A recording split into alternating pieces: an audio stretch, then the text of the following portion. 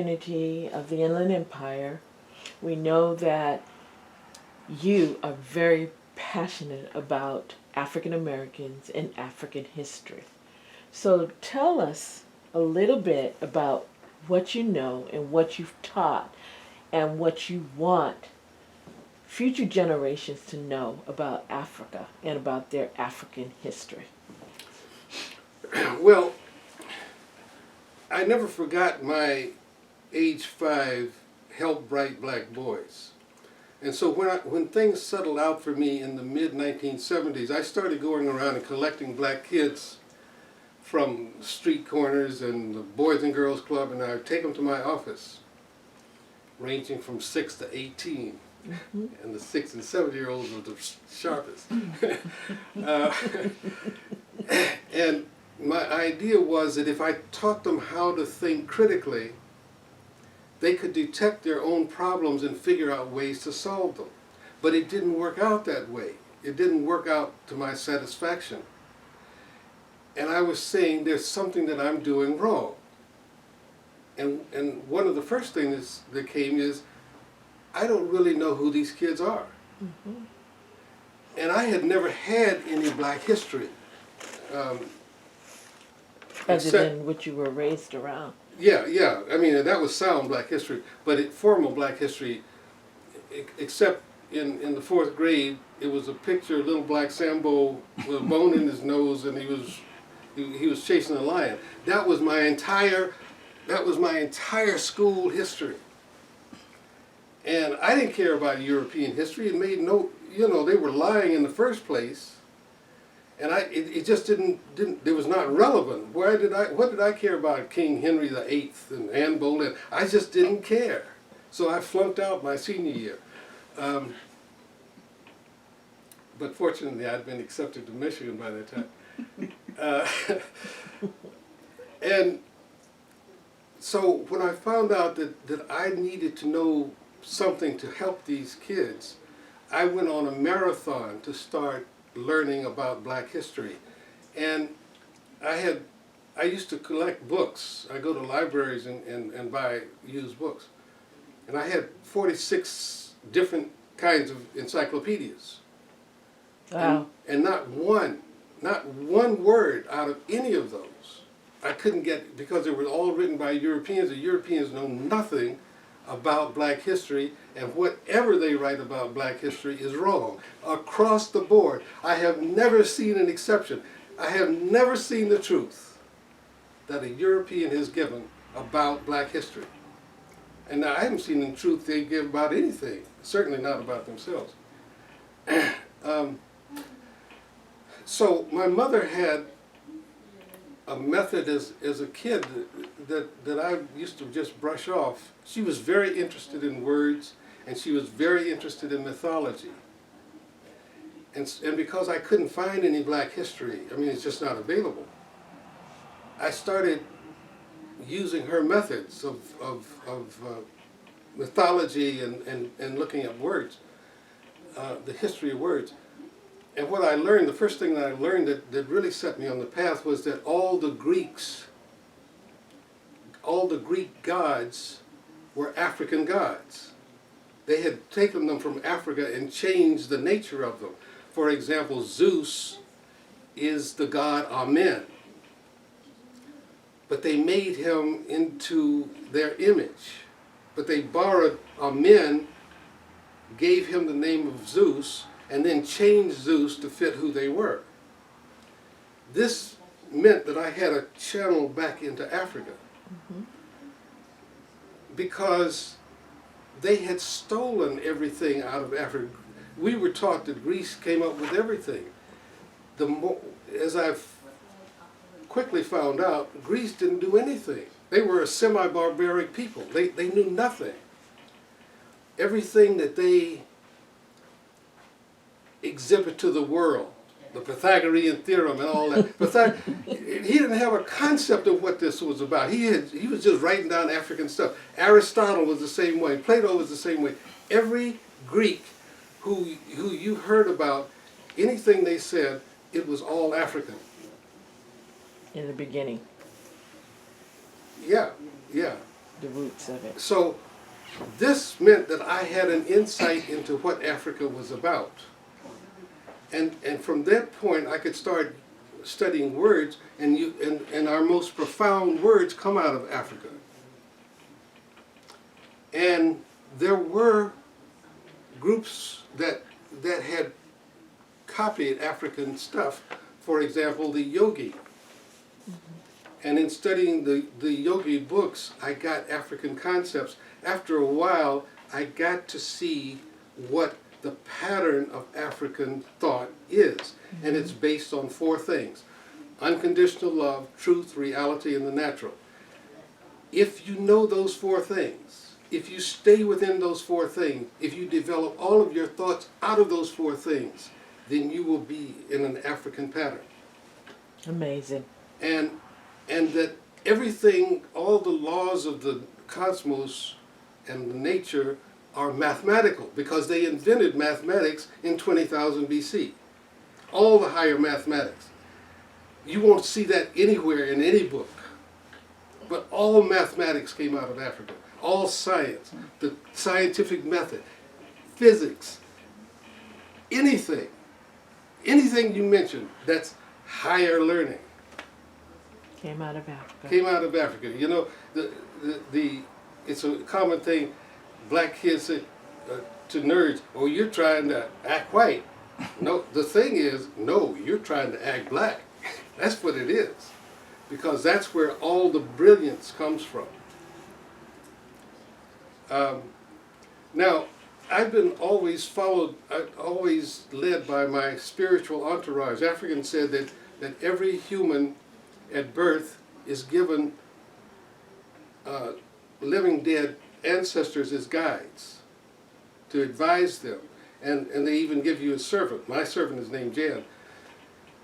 And this came on to me at age 5. That's where the Help Bright Black Voice came from.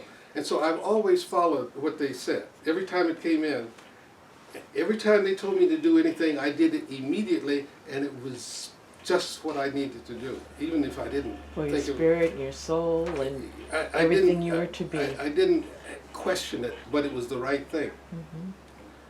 I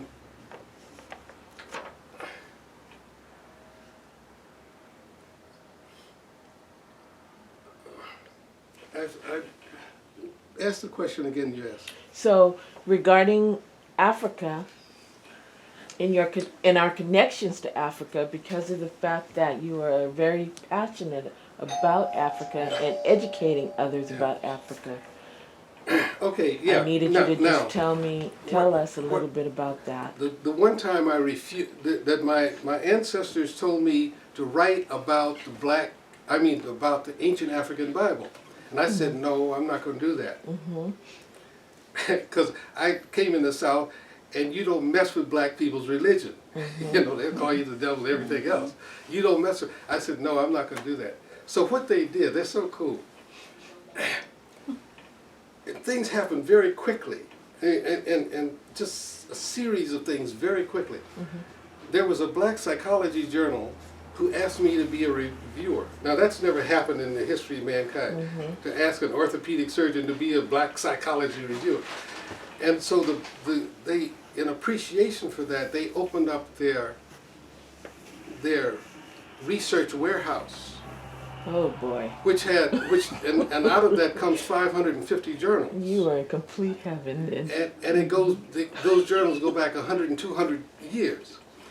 So this opened up just a world for me. I mean, you know, I couldn't not write it. I tried, but I just couldn't. It wouldn't happen. I just had to. Heaven. So I wrote this ancient African Absolute Bible. heaven.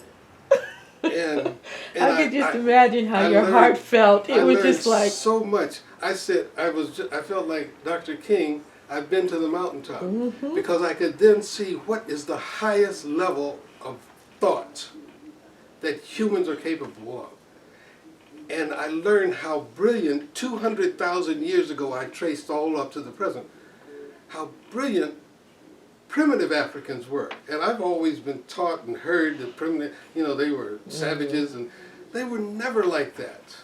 Never. They were always brilliant.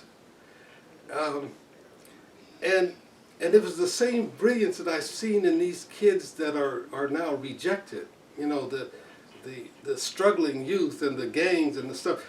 These guys are really smart. Yeah, they are. And um, and that's why they're kept down, because of their brilliance. Um, and so this was part of my Black history. I've now written 40 books, and I've written articles every week. Pointing to African history. Yeah, because all of Black history, all of Black people's history has been stolen, and I want to give it back to Black people. That's my gift to Black people. I want to give them their history back, because if they can see just how brilliant they really are, and how brilliant their genes are, and that the best in everything in the world today came out of Black Africa, it might make them be something else than what they are. Amazing. I'm getting inspired here.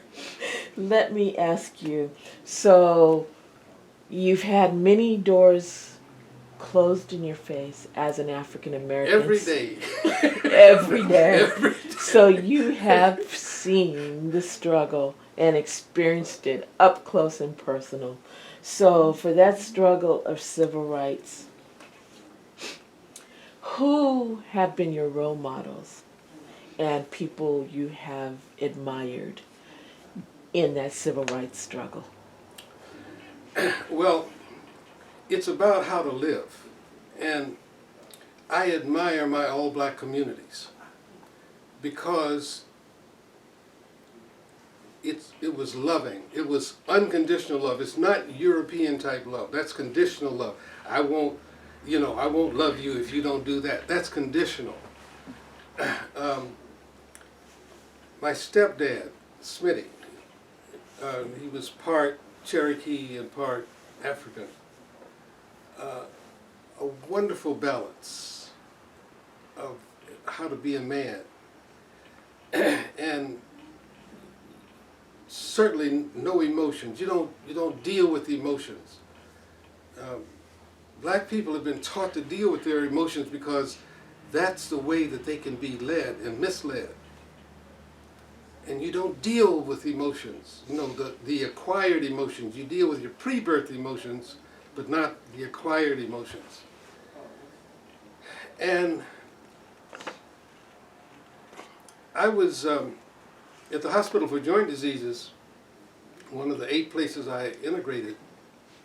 The chief, who was one of the fathers of orthopedics, I wasn't supposed to talk with him. I'm just supposed to walk behind him, 2 or 3 feet behind, and he talked.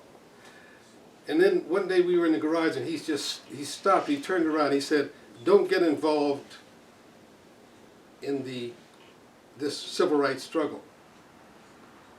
He said, "The thing you must do is to figure out how to help Black people once it's over." And he said,